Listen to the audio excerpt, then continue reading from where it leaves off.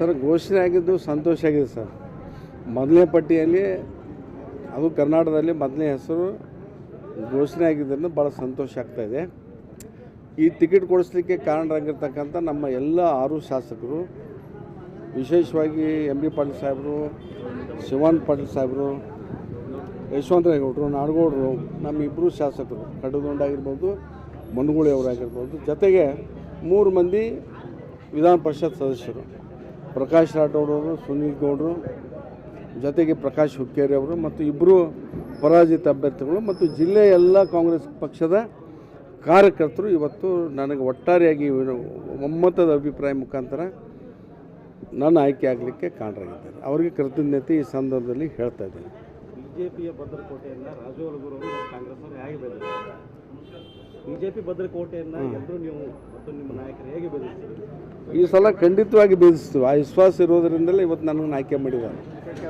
ಕಳೆದ M B Patil M P ಆದಮೇಲೆ ಇಲ್ಲಿವರೆಗೂ ಕೂಡ ನಾವು ಲೋಕಸಭೆಯಲ್ಲಿ ಗೆದ್ದಿರಲಿಲ್ಲ.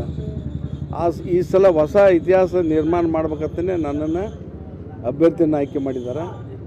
ಇವತ್ತು ನಮ್ಮ ಸರ್ಕಾರ ಮಾಡಿರ್ತಕ್ಕಂಥ ಗ್ಯಾರಂಟಿ ಕಾರ್ಯಕ್ರಮಗಳು, ಸಿದ್ದರಾಮಯ್ಯ ಸಾಹೇಬರು ಮಾಡಿರ್ತಕ್ಕಂಥ ಗ್ಯಾರಂಟಿ ಕಾರ್ಯಕ್ರಮಗಳು ಪ್ರತಿ ಕುಟುಂಬಕ್ಕೆ ಜಾತ್ಯತೀತವಾಗಿ, ಧರ್ಮಾತೀತವಾಗಿ ಸುಮಾರು 5,000 ರಿಂದ 6,000 ಪ್ರತಿ ತಿಂಗಳು ಕೂಡ ನೇರವಾಗಿ ಅವರಿಗೆ ಲಾಭ ಆಗ್ತಾಯಿದೆ. ಆ ಕುಟುಂಬಗಳು ಕೂಡ ಇವತ್ತು ನಮ್ಮ ಪರವಾಗಿ ನಿಲ್ತಾ ಇವೆ ಅಂತಕ್ಕಂಥ ಭರವಸೆ ಇದೆ.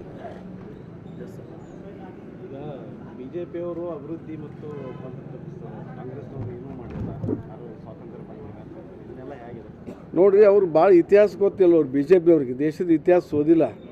ಸ್ವಾತಂತ್ರ್ಯವನ್ನು ನಾವೇ ಪಡೆದಿದ್ದೇವೆ. ಕಾಂಗ್ರೆಸ್ ಸಂಸ್ಥೆನೇ ದೇಶದಲ್ಲಿ ಸ್ವಾತಂತ್ರ್ಯ ಆಂದೋಲನ ಮಾಡಿ ದೇಶಕ್ಕೆ ಸ್ವಾತಂತ್ರ್ಯವನ್ನು ತಂದಿದ್ದೇವೆ.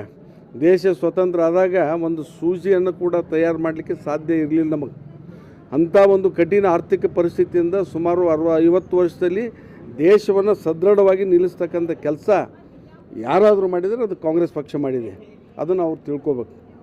ಬಿಜೆಪಿ ವಿರುದ್ಧ ಗ್ಯಾರಂಟಿ ಯೋಜನೆಗಳೇ ನೀವು ಪ್ರಚಾರ ವಸ್ತುನ ಇಲ್ಲ, ನಮ್ಮ ಅನೇಕ ವಿಚಾರಗಳಿದಾವೆ. 2013 ರಿಂದ 2018ರವರೆಗೆ ನಾವೇನು ನೀರಾವರಿ ಕೆಲಸ ಇಲ್ಲಿ ಮಾಡಿದ್ದೇವೆ, ಸಿದ್ದರಾಮಯ್ಯ ನೇತೃತ್ವದಲ್ಲಿ ಏನು ಬಡಜ ಕೃಷಿ ಕಾರ್ಮಿಕರಿಗೆ ಏನು ಮಾಡಿದ್ದೇವೆ, ದಲಿತರಿಗೆ ಏನು ಮಾಡಿದ್ದೇವೆ, ಎಲ್ಲ ಮೇಲ್ಗೋದ ವರ್ಗ ಜನರಿಗೆ ಏನು ಮಾಡಿದ್ದೇವೆ, ಅನೇಕ ಕಾರ್ಯಕ್ರಮ ಕೂಡ ನಮ್ಮ ಬೆನ್ನಿಗಿವೆ. ಅದರ ಆಧಾರದ ಮೇಲೆ ನಾವು ಚುನಾವಣೆಗೆ ಹೋಗ್ತೀವಿ.